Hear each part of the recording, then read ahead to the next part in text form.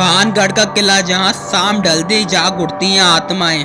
पुराने किले मौत, हादसे, अतीत और रूहों का अपना अलग एक संबंध और संयोग होता है। ऐसी कोई जगह नहीं जहां मौत का साया बनकर रूहें घूमती हों।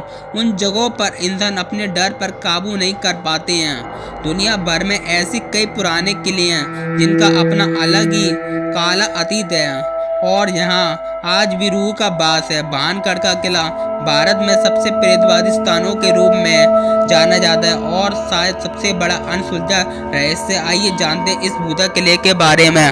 भानगढ़ किला का इतिहास। भानगढ़ किला 16वीं शताब्दी में बनाया गया था। इस किले को आमेर के राजा भगवंत दास ने 1573 में बनवाया था। यह किला बसने के बाद लगभग 300 वर्ष तक यहाँ आबाद रहा। बाद में भगवंत दास के छोटे बेटे व अंबर आमेर के महान मुगल सेनापति मानसिंह के छोटे भाई राजा माधो सिंह ने 1613 ईस्वी में इसे अपने रिहाइश में ले लिया।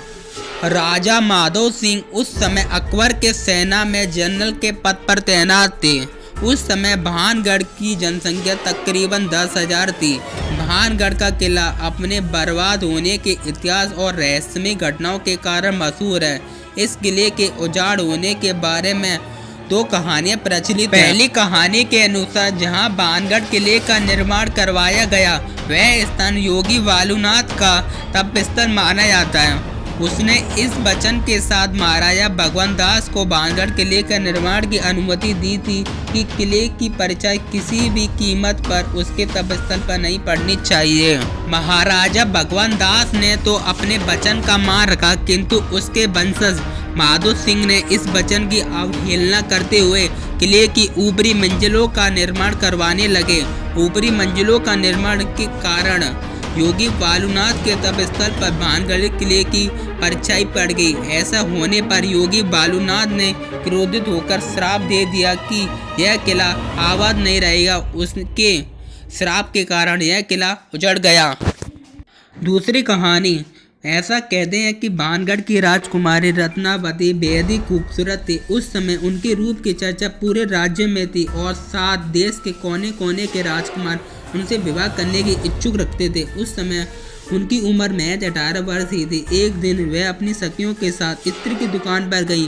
वो इत्र को हाथ में लेकर उसकी खुशबू ले रही थी। उसी समय उस दुकान से कुछ ही दूरी पर एक सिंधु सेवड़ा नाम का व्यक्ति खड़ा होकर उन्हें बहुत ही गौर से देख रहा था। सिंधु सेवड़ा उसी राज्य में रहता था और वह काले जादू का महारथी था।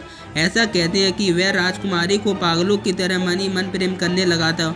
वो हर हालत में राजकुमारी को पाना चाहता था, इसलिए उसने उसी दुकान के पास आकर एक इत्र की बोतल जिसे रानी पसंद कर रही थी, उसने उस बोतल पर काला जादू कर दिया जो राजकुमारी के वशीकरण के लिए था। लेकिन इस बात का पता राजकुमारी को लग गया। राजकुमारी रत्नावती ने उस इत्र की शीशी को उठाया और वहीं के पास एक बड़े से पत्थर पर जोर से पटक दिया, जिससे वह शीशी टूट गई और सारा इत्र उस पत्थर पर फैल गया। कहते हैं काले जादू के असर के कारण वह पत्थर तांत्रिक सिंधु सेवड़ा के पीछे पड़ गया और तांत्रिक को कुचल दिया, जिससे कारण तांत्रिक की मौत हो गई। मरने से पहले तांत्रिक ने श्राप दिया कि इस किले में रहने वाले सभी लोग जल्दी मर जाएंगे और वो दोबारा जन्म नहीं ले सकेंगे और उनकी आत्मा इसी किले में भटकती रहेंगी। कहा जाता है कि तांत्रिक की मृत्यु के कुछ समय के बाद ही भानगढ़ में अजबगढ़ के बीच लड़ाई हुई।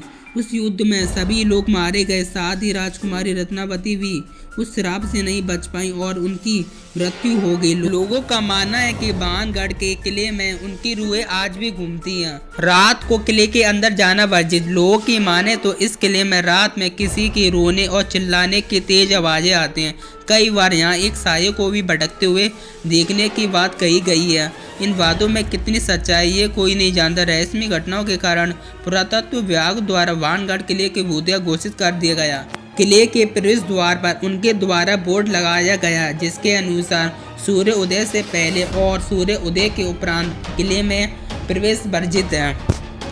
अगर आपको यह वीडियो पसंद आई तो हमारे चैनल को सब्सक्राइब करें, लाइक करें और शेयर करना बिल्कुल ना भूलें। धन्यवाद।